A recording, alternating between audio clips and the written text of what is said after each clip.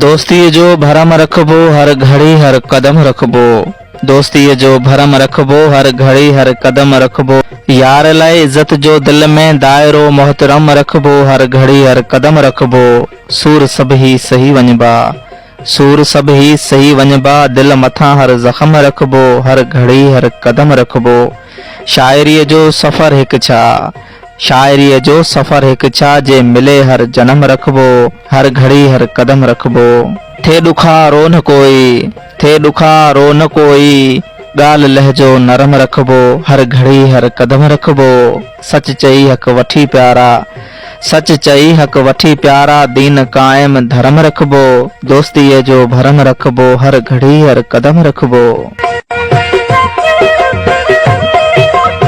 मानवारा साथियों अस्सलाम वालेकुम। दावत अर्ज खुशी जी पार्टी मोहतरम जनाब मोहम्मद रमजान वल्द फतेह अली नोहड़ी गुठ कीतारी, जिन जो खुशन भरी पार्टी इंशाअल्लाह बतारीख़ 13 फरवरी 2025 ते मुक़रर कई वई आहे।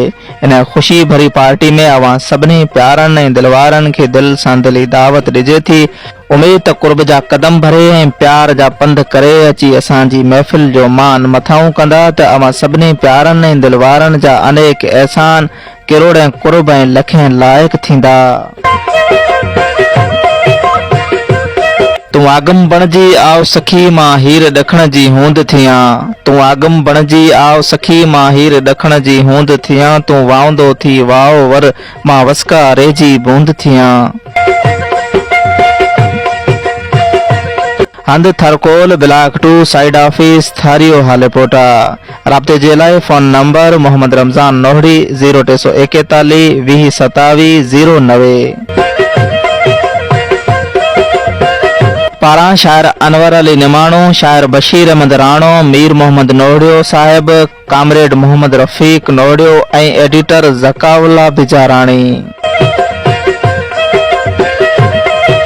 दावत एक दफ़ो ॿीहर दोहरायूं था त मोहतरम जनाब मोहम्मद रमजान वल्द फतेह अली नोहड़ी गुठ कीतारी, जिन जी खुशन भरी पार्टी इंशाअल्लाह बतारीख़ 13 फरवरी 2025 ते थरकोल ब्लॉक 2 साइड ऑफिस थारियो हालेपोटा में मुक़रर कई वई आहे।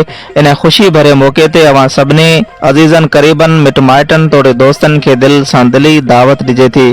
दावत क़बूल करण जे लाइ अवां सभिनी जा वॾा वड़।